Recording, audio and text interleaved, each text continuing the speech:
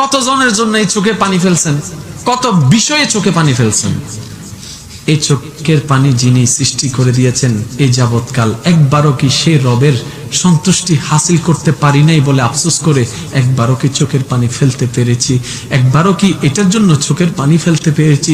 আল্লাহর জমিনে দাঁড়িয়ে আল্লাহকে নারাজ করেছি কত, আল্লাহর রিজিককে আল্লাহর অবাধ্যতা করেছি কত।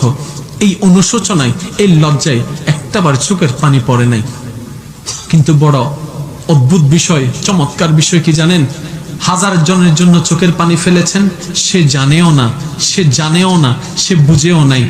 রাত্রেবেলা কান্না করেছেন, চোখ বেয়ে পানিটা বালিশে পড়লো, বাস এটা ভেনিশ হয়ে গেল।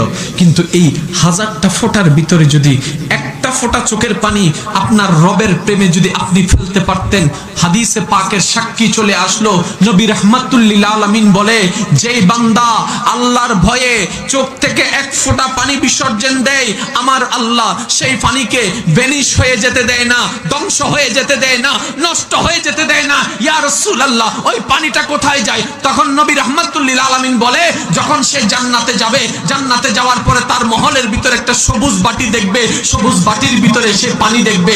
জান্নাতি জিজ্ঞেস করবে, আল্লাহ এটা কিসের পানি? তখন আল্লাহ পাক বলবে, দুনিয়াতে তুমি পাপের জন্য অনুশোচনা করে আমার ভয়ে যে কান্না করেছো, আমাকে রাজি করার জন্য যে কান্না করেছো, ওই এক একটা পানি আমি বিসর্জন হতে দিই নাই, সব আমি সংরক্ষণ করে রেখেছি।